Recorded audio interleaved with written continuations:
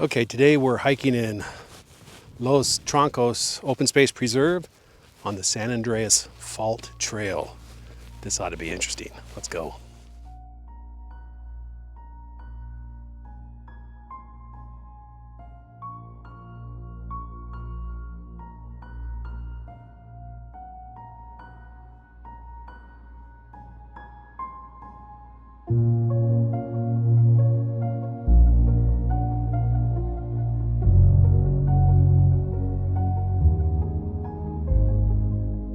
Okay, this is station one.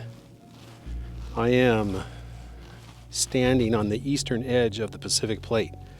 And if you look way out in that mountains way out there, that's where the epicenter of the Loma Prieta earthquake in 1989 was.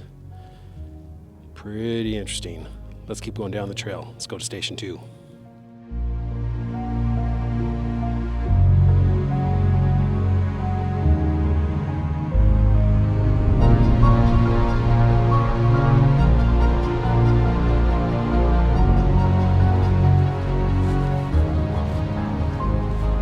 Okay, looks like we're coming up on station number 2. Let's see what this one has to say. Okay, from station 2, you can see the San Francisco Bay way out in the distance. But if you look over here closely, way down, you see a little reservoir down there. That's the San Andreas Reservoir. That was actually built in the, I believe, the late 1800s. But little did they know that the San Andreas Fault runs right under it. Pretty interesting.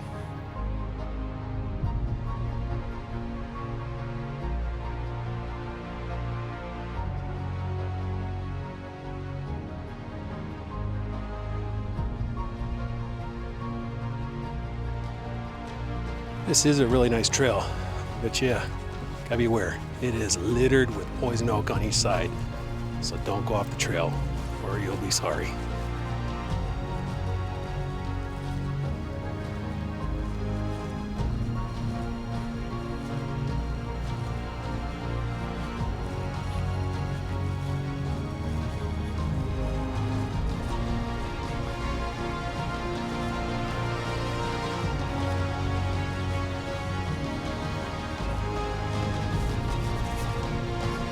All right, we're going to the spooky tree tunnel. This would not be the ideal time for an earthquake.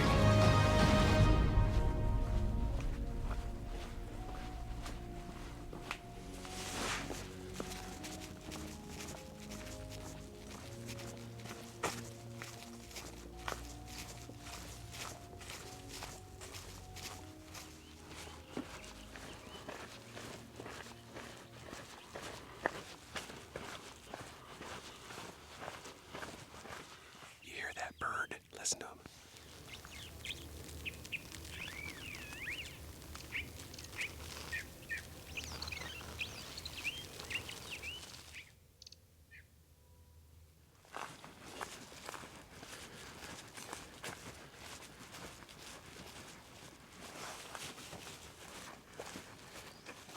I have to say, this is a really nice trail. It goes in and out of the sun. Nice oak trees. Let's just hope for no earthquakes while I'm here.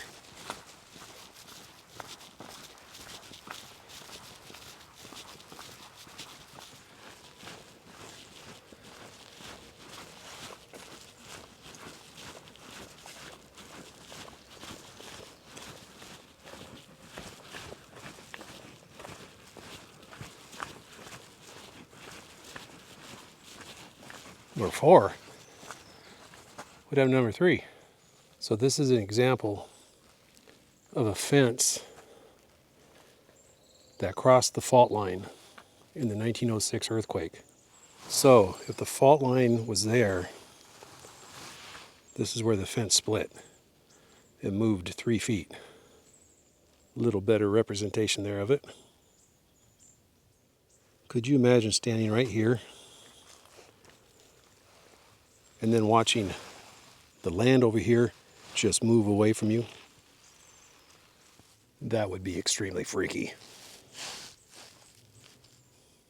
All right, about 30 feet away from Station 4 is Station 5. And here's what Station 5 has to say. It says, notice all the plants to our left over here. They say they're a lot greener, but not right now. Looks like it's a lot deader. But anyways, it says it's a good indication of more water stored underground from the fault. What faults do is they ground the rock into a fine powder, which creates a clay and a natural barrier to hold back water in these areas. And they also form some natural springs. But that's why they say there's a lot of greenery around some of the fault lines. Pretty interesting. Let's keep going on to number 6.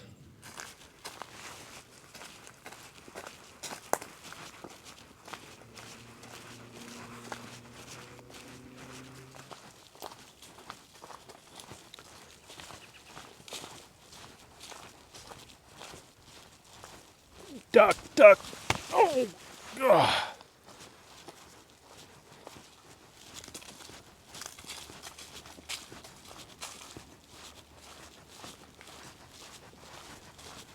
Okay, now we've come up to marker number 6, and this is an interesting one, a real interesting one. You see those markers there, and right there? Those mark the actual main San Andreas Fault line. So the fault runs right through here, going that way. Can't see a crack in the ground, but it's there. And this right here, in this area, they call it a sag pond. It's a depression where it kind of dropped down like that. It's pretty cool. It's pretty cool. Now, could you imagine being right here when this fault line decided to erupt? Not me. So right here, in line with these markers, I'm standing directly on the San Andreas Fault. Pretty freaky.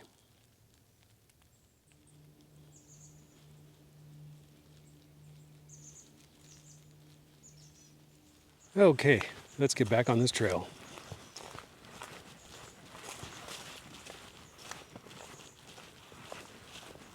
Just crossed over the fault line again. Did you feel it? Feel that shaking?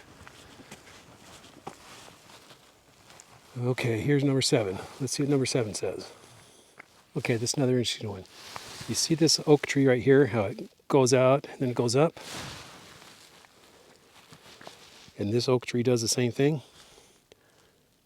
The theory is that during the 1908 earthquake, these trees were thrown to the ground, knocked over, but still had enough root structure to keep the tree growing.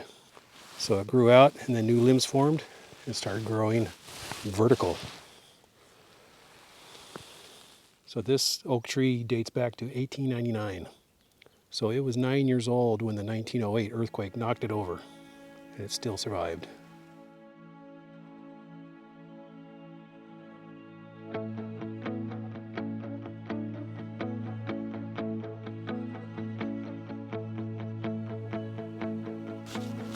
This is just a really beautiful trail, especially back here in this area underneath the oaks.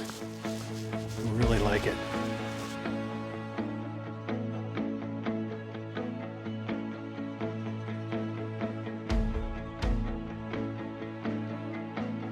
You can see how this trail just weaves in and out, down there, around there, through all these oaks.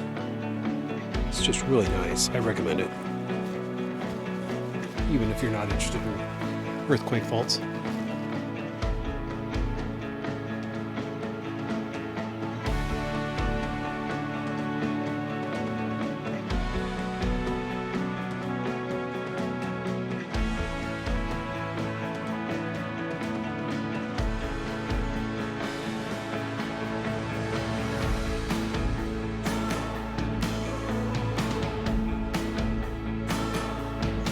So in this area you can see the fault line run right through here, how it pushed this side up, made this a depression here, and moved this side up, making it a little ridge. keep just going back and forth over like this, down. It's pretty cool. Okay, here we are coming up on marker number 8. Let's see what marker number 8 has to say. Okay, so number 8 just basically talked about what I just talked about, how the one side raised up, the other side went down, and then formed a little valley. And these markers are still marking the fault line. Let's keep going on to number 9. I think number 9 is the last one. Coming up on number 9 right here. Let's see what number 9 has to say. Okay, number 9 says, look around for any unusual fault-related features.